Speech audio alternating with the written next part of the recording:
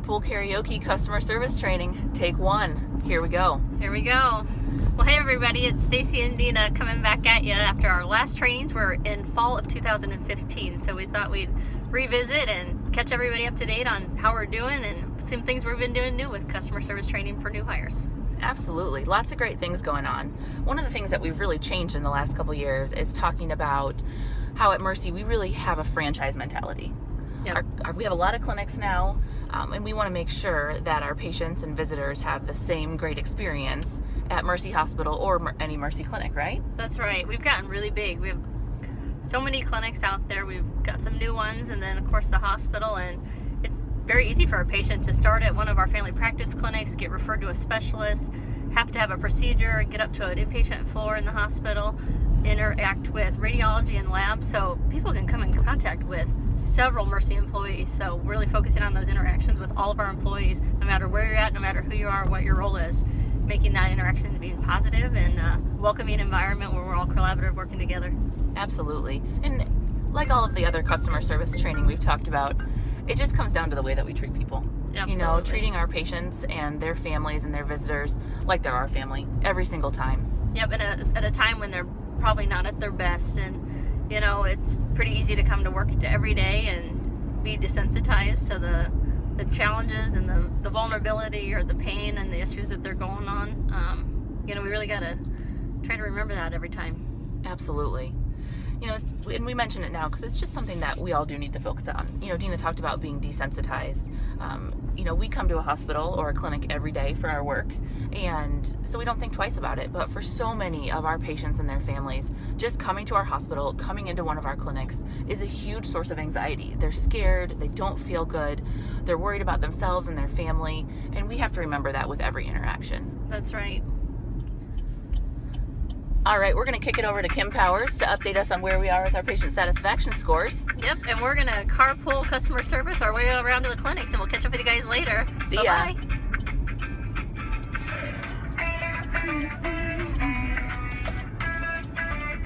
Powers. I'm Director of Quality, Patient Safety, and Corporate Compliance.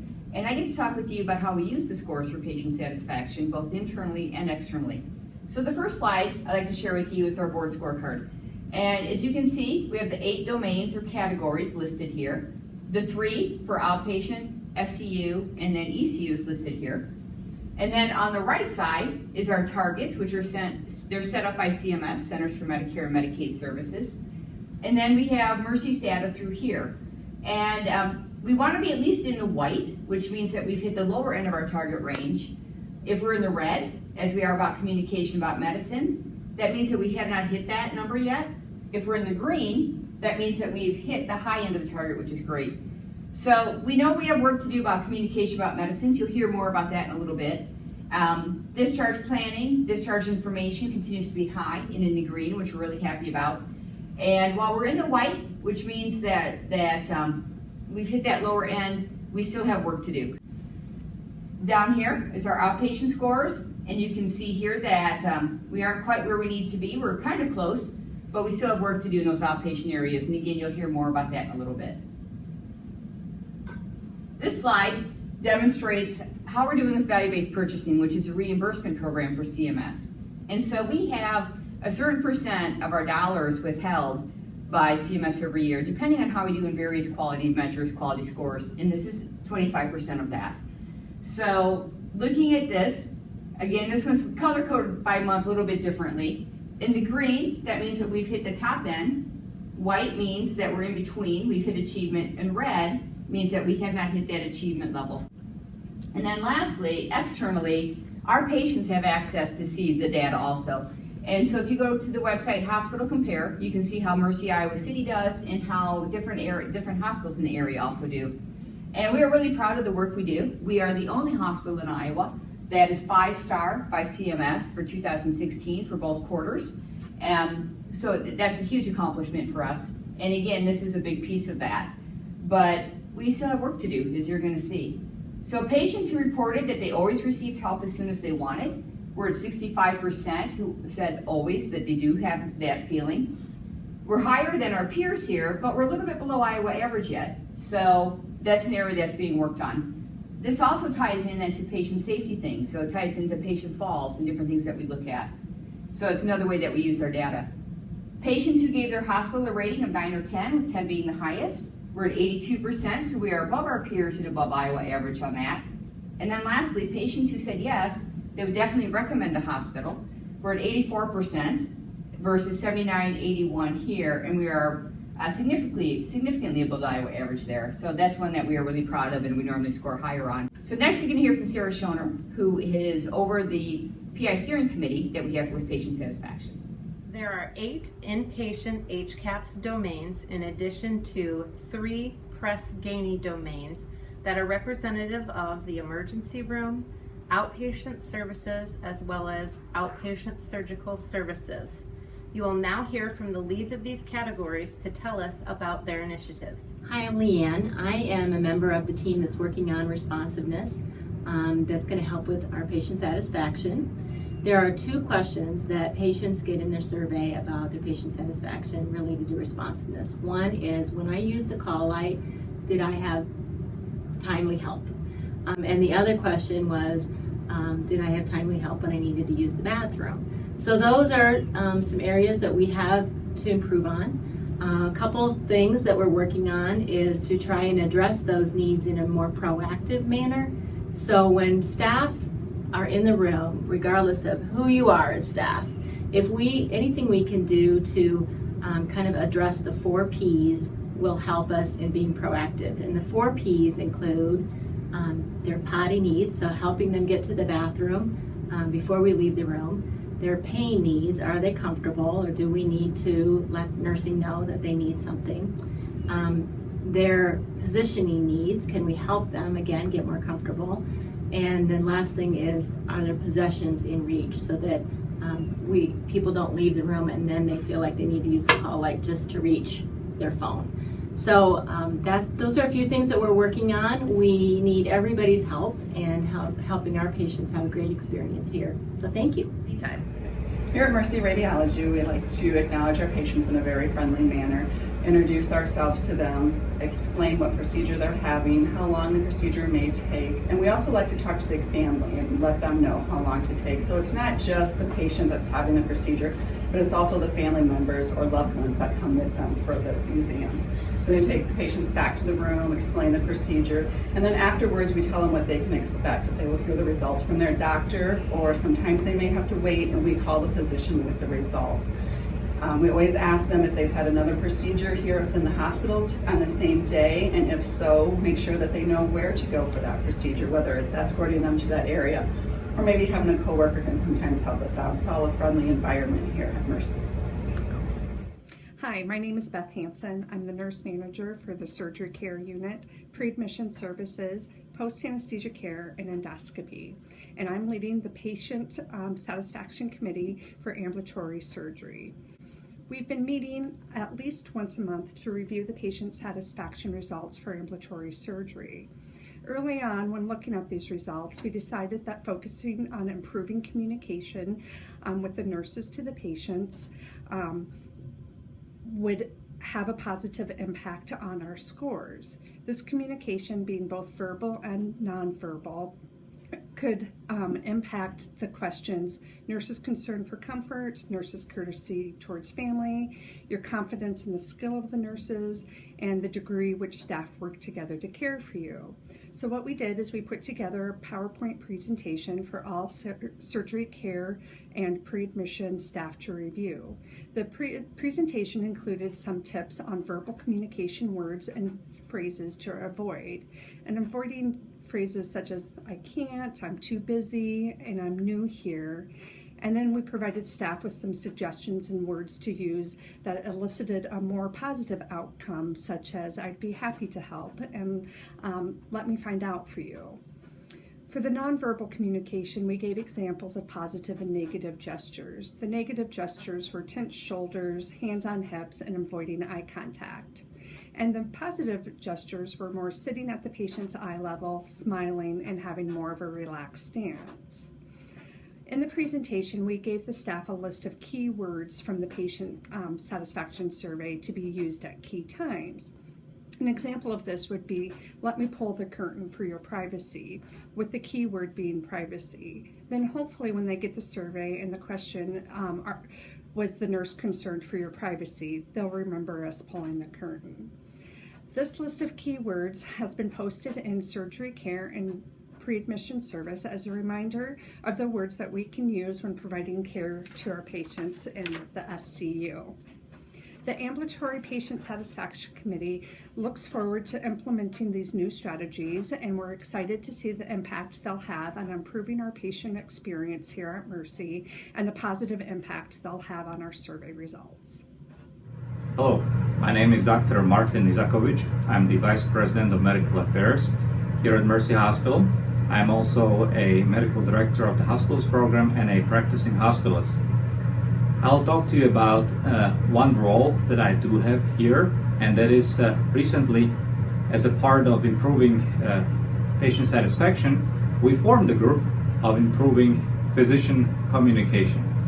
It is essential that communication is clear and patients do understand what to do when they are discharged home.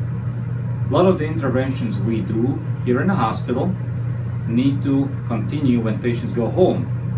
If patients do not follow their instructions, whether themselves or their caregivers don't understand what needs to be done, a lot of the good things we accomplished here in the hospital will be lost. What our subgroup is focusing on is reviewing the data and focusing where we can improve. We identified that patients sometimes perceive that physicians don't take enough time and they don't explain clearly what they expect their patients to do. So first and foremost, we try to communicate back to our providers. This is at general meetings, either general staff meetings or regular departmental meetings. We also do go to individual physicians if there is a problem with an individual physician. But in general, what we try to emphasize is simple, common sense things. Sit down, talk at an eye level, don't be distracted. If you get a page and it's not an emergency, ignore it for 30 seconds. And always ask at the end if there is any other question, if there's anything else patients need to address, and try to do so. This is a team effort. I completely realize it's not only physicians, it's everybody who takes care of patients, nurses, respiratory therapists, pharmacists, and anybody else. And repeating the same information several times from different angle of views, verbally, written form, or any other way, just re-emphasizes the importance and make it clearer. So that's our goal, and we hope we can make improvements soon. Thank you. Another area that we're working on with discharge planning is utilization of our tools, including Logicare. With the Logicare tools, we're working on making the information larger, bolder, easier to read for the patients and their families for when they're going home. The nurses are working on describing the information with the teach back method, so the patients are understanding and can verbalize what their needs are for when they go home, who they need to call, as well as what their follow-up care should be. We're working as well with the physicians, making sure the physicians are understanding to the discharge plan, keeping them on progress of when the date is and what the transition to be, whether that's to home, to facility, or outside services. Anytime. Hi, I'm Kim Lopez. I'm the nurse manager here at Mercy of the Emergency Care Unit. We're very proud to say we've been in greater than the 90th percentile for years, which is where we received these awards. We have multiple years beyond this, but this is when they started giving awards. So with the data we received from the Press Ganey, we use that to work on improving the patient experience. Two of the things that we're looking at are improving our times, which is always a constant focus, and also pain control for patients. That is one of the things that they comment on. So working on times, we have an average about 8.5 minutes from the time they register to the time that they're brought to the back and triaged, which is really good on a national average, but we continue to work on getting that time lower. We've improved that over the years. We have, in the last month or two, installed volunteers out at the front entrance of the ER. That helps give directions, get people in the right place, get assistance to them when they need it, and reduces the congestion at the registration desk so people can get in, get registered, and get to the back faster. We also have patient escort out there to help with wheelchairs, things like that, if someone is in need. Length of stay here at the ER varies depending on the illness that they come in with, whether they're admitted or whether they go home. We're always working on that. We use physicians and a PA, physician's assistants mix for efficiency. So those who have a quick illness can be seen and out of here, while others that may take longer are seen by their physician. One of the other things we're working on from our press scanning comments is the time it takes to get to radiology for an x-ray. We've added Vocera to the use of the radiology people so that they can be contacted, working on a variety of different ways to improve our transport times. We can take a patient to radiology, how quickly they get there, to help work on those times also. Addressing pain. Pain is a very difficult one to approach. Everyone has a very subjective idea of what to pain. We work on setting expectations from the beginning. We have a flyer that we give to patients that lets them know that we may not get them pain-free. Certain things you cannot get rid of the pain, but giving them an acceptable pain level that they can tolerate while we're doing their procedures. So there's that. Adding paramedics to our mix. We used to have techs, and now we have paramedics and techs. Having the paramedics here on scene is a wonderful addition. They can function in their full role as a paramedic. They're allowed to give pain meds, so the fact that we have interventions ordered and we have staff who are able to be an adjunct to the nurse to get pain medications quicker helps out with the comfort of the patient. We continue to work on all of these items. And then some. We look at everything on the press gain, but those are the two that we're focusing on at this point. We stress to all of our staff to treat these patients, anyone who comes to Mercy, anyone who comes into the ER, to treat these people like they're your family. How you would want your mother or your sister or your brother treated is how we try to approach things here in the ER. So I'm pretty proud of our improvement so far. We've got a lot more to come and more info to follow. My name is April Rowe, and I am the Director of Nursing Professional Practice here, and I am the lead on the domain with communication with nurses. And my team and I have been working on this. This domain focuses on three main questions on the patient SAT survey. One is, how often did the nurses treat you with courtesy and respect? The second one is, how often did nurses explain things in a manner you could understand? And the last one is, how often did nurses listen carefully to you during your stay? And so three initiatives that we have chosen to use to work on this. There's a whole bunch of things we could do, but we're going to start with three. And the first one of those is bedside report. And bedside report is an evidence-based practice. It's proven to increase communication between patients and nurses, and to also increase the involvement of patients in their care. And we do bedside report here at Mercy, but we do not do it consistently, and we do not do it the same across all of our units. So what we're going to be looking at is, how do we do bedside report, current practice, and then we're going to be looking at making some changes to how we do bedside report, re-educating staff, and then re-implementing bedside report, and really working with staff on the units to make sure that it is getting done consistently and in the same manner. The second initiative that we're going to be looking at is nonverbal communication. And we know that our nonverbals, when we communicate, are a huge way of how we communicate and can impact how people are perceiving that communication. So first thing we're going to do is work with staff to help them kind of do a little self-evaluation and really look at what some of their own nonverbal communication might be. And then we're going to do some education on nonverbal communication, what it looks like, and how that really can impact communication between you and your patient and their perception of that. And then the third thing that we are working on right now is nurse manager admission rounding. Our nurse managers do currently round with patients, but what we are trying to work with them on doing is rounding with them as soon as possible after that admission, not waiting until the next day or 2 days later, but getting in there as soon as is possible, as soon as makes sense with that patient, and helping them to just understand why they're here, hospital routines, introducing themselves, so if there is an issue or a concern that the patient has, they know who to go out and who to talk to about that.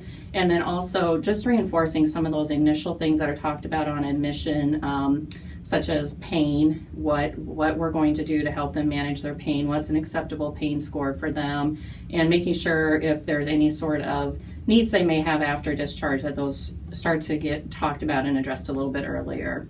So that's where we're going to start. There's obviously a lot else we could do, but that's our starting point. Hi, I'm Dawn Lehman. I'm Mercy Hospital's patient advocate. My focus is on the pain domain. Currently, we are looking at a unit-based approach to that domain, where each unit focuses on their pain directly and tries to identify their approaches to improve their scores. Their scores are initiated by 3 questions on the Press-Ganey questionnaire. Questions are, was your pain well controlled? How well was your pain controlled, and did staff do everything they could to help you with your pain? Pete Carrillo in the pharmacy department. I've been asked to talk a little bit about the ACAPS medication domain. What we're working on is to see if we might be able to improve the quality of communication with patients about the medications that they receive while they're at Mercy, and improve patient satisfaction, that they really have understanding of what their medicines are for, what side effects might result from those medications, and whether hospital staff have tried to help with that. We put together a team to work on this because it's very multidisciplinary. Nursing is absolutely indispensable and the key discipline on this, because the nurses there generally administering the first dose of medications. And if patients are concerned that they've had a side effect or aren't feeling just quite right once they've received the medication, the nurse is generally the person who's right there at the front line to receive the questions. So we're working on that. We've had the opportunity to work with a lot of different nurses. Telemetry unit is helping us because we're hoping to pilot some improvements up there and to do some education for the staff nurses there, so that they can then help the patients with the information on their meds. And our hope is to have patients that do better with their medications. Anytime you're ready. Okay. The Inpatient Environment Committee is working on a variety of things to improve our patient experience. The primary focus is to reduce noise on our nursing units. We have been measuring noise levels and working on several other projects to have a quieter and more restful environment for our patients.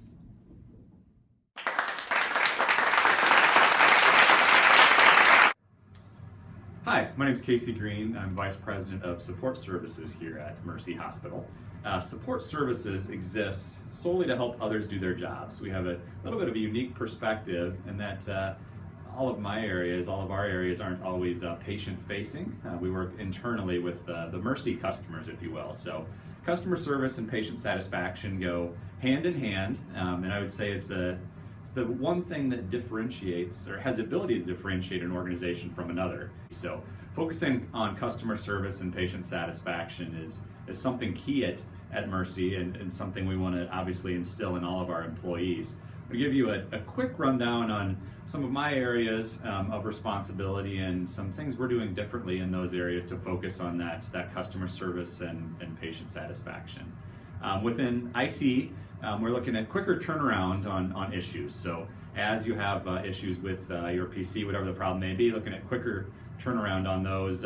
Obviously increased productivity and improved functionality of systems. We have some exciting changes coming up with the systems. Again, hoping that is a way we can help improve your satisfaction.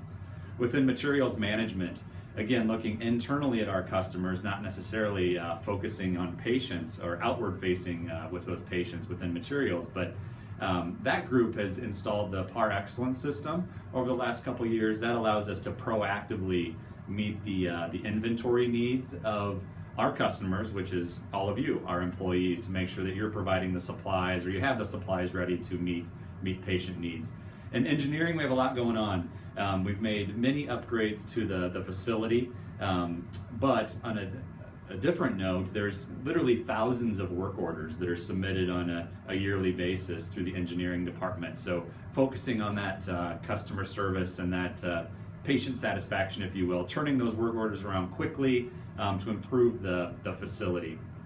On the clinic improvement side, or excuse me, on the facility improvement side, we went through a major upgrade up in the maternal child area, which has been exciting to be a part of. If you haven't been up there, go up there and check that out. It's a nice area, and it provides a nice space for new moms and babies.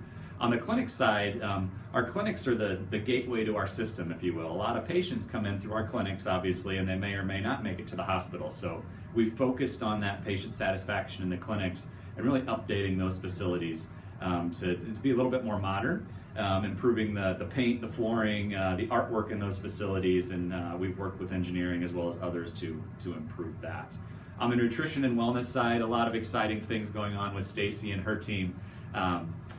Within that group, we've focused on meal delivery. How can we keep those hot meals hot and the cold aspects cold on the delivery side, but then also the softer side. So as they're delivering those meals to patients, are we meeting those patients' needs? Are we going that extra mile to make sure that they have their food in front of them? Are we helping them open the containers, those sorts of things, some of the smaller items, but obviously are important, and it again improves that experience and the satisfaction of those groups. And then finally, within EVS, Environmental Services, we've just recently installed the escort stations as well as the greeter stations throughout the facility. So you'll see one over in the MOB, the plaza in the lobby, as well as within the emergency room. The purpose of that, again, make sure that someone is right there to greet that patient as they come in the door, show them where they need to go, escort them to the right place within the facility. The last thing we want is somebody coming in and looking for directions and getting lost. Again, providing that personal touch to improve the experience. So that's kind of a quick overview of my areas. I would guess I would just end in patient satisfaction is something all of us can work on and improve on a daily basis. Make sure it's a focus within your job, and make sure you're providing that feedback. If there's something we need to be doing differently, we want to hear that as a leadership team. Your ideas for improvement and helping become the change that we want to be here at Mercy. Thanks. My name is Jan Copeland. For those of you who don't know me, I am the coordinator for the hospitalist program here at Mercy. And today I'm here to talk to you about transferring patients to Mercy Hospital. Transferring patients to Mercy right now is kind of a difficult thing. Patients can arrive here at Mercy through the ECU as an inpatient to inpatient transfer or as a direct admit. And feedback from our patients and providers has told us that that's not always an easy thing. So we had an opportunity for improvement. So we formed a work group, and our work group consisted of the operators and IT representation. We had representation from ECU, Mercy On Call, the ADONs and nursing staff, as well as registration and the hospitalists. So together we developed what we feel is a streamlined process to transfer patients here to Mercy. And it all starts with one phone number. Either outside facilities or providers can call this one number. The operators will take that call and they'll do some instant triaging. And if the patient needs to come through the emergency department, then the call will be transferred ECU and they will handle it just like they normally do. If the patient is an inpatient to inpatient transfer or a direct admit, the call will be transferred to a pager that will be carried by Mercy On Call staff, and they will answer that, gather some basic information to help triage the patient and determine what physician should be receiving that patient. Once that information is gathered and we've accepted the patient, then they will involve the ADONs, registration, to assist in placement of that patient throughout the hospital. We anticipate that we'll be going live with this on April 1st of this year. And that coincides with Mercy on Call going to their 24/7 coverage. So we think this will be a much better process. But as usual, we'll keep our eye on it. We'll talk with our patients who've been transferred here, as well as those physicians and facilities, to see if we can improve anything, and we always welcome feedback. Thanks very much. What kinds of things are you guys doing to improve your patient satisfaction? We've just done a bunch of new remodeling. And we got double beds in most of our rooms, and the dads really love that. In some of the rooms we put couches instead of chairs. Okay. And don't forget to wash your hands. We're watching you.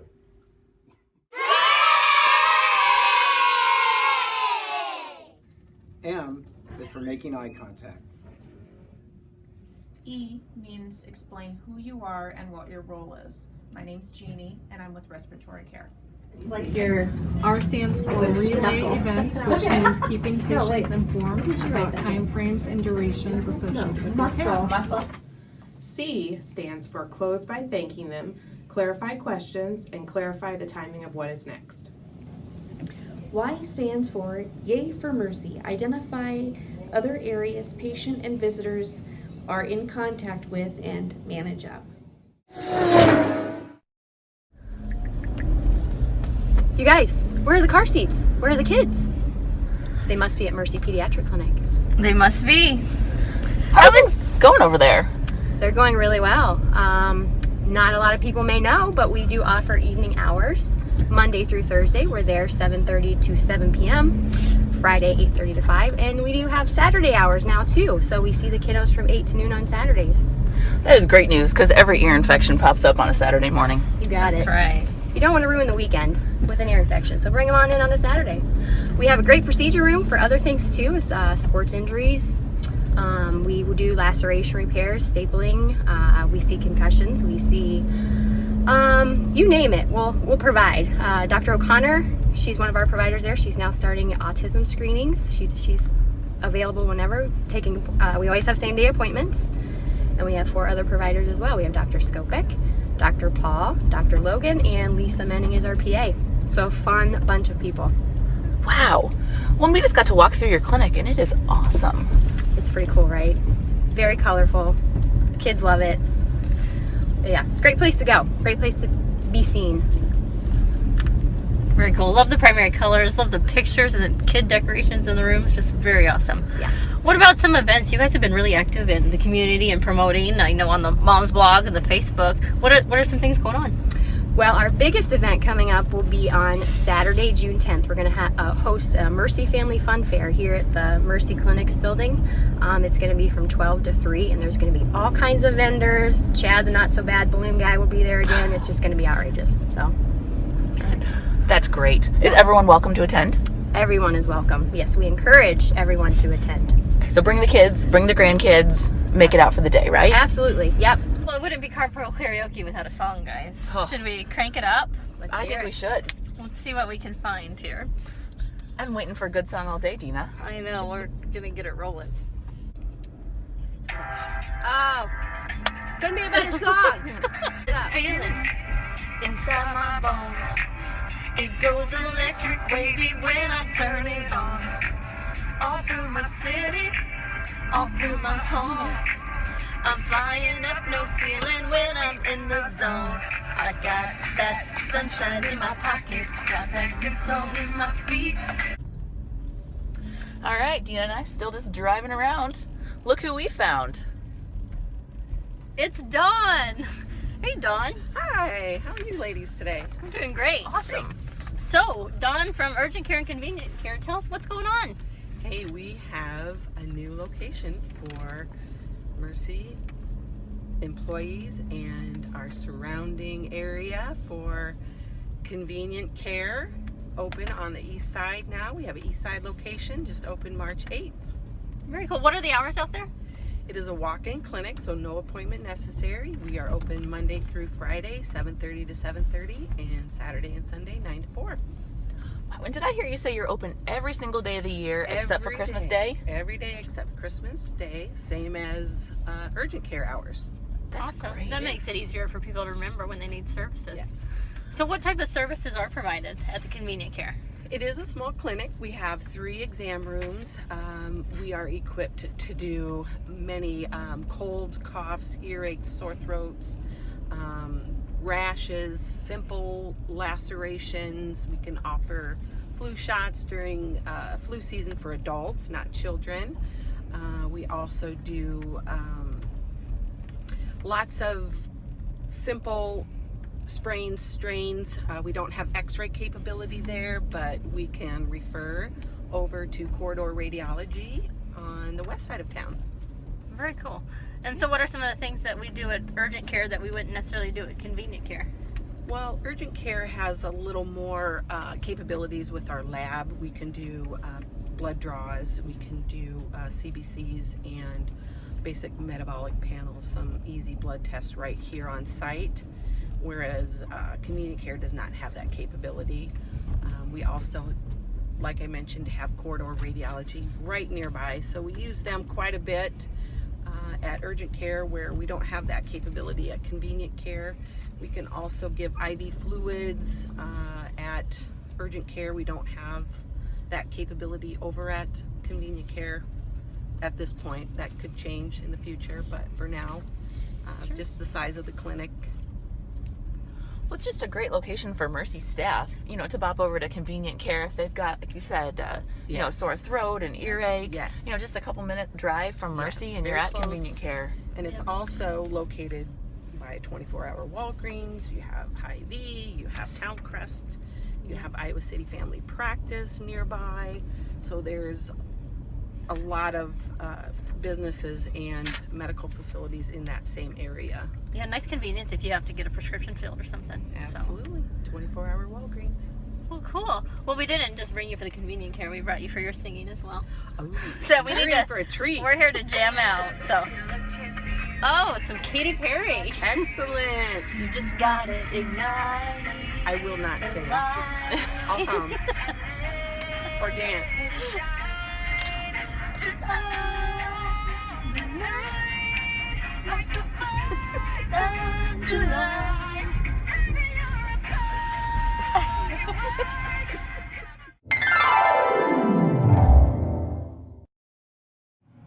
Hi, I'm Cindy Penny. I'm the Vice President of Patient Care Services and Chief Nursing Officer at Mercy Iowa City. You may have heard that Mercy Iowa City recently made an exciting announcement that beginning on June 1st, we will be part of the Mercy Health Network in Iowa. Mercy Health Network is a Catholic health system throughout the state of Iowa that consists of at least 42 hospitals and many physician clinics. And we think this is absolutely a perfect fit.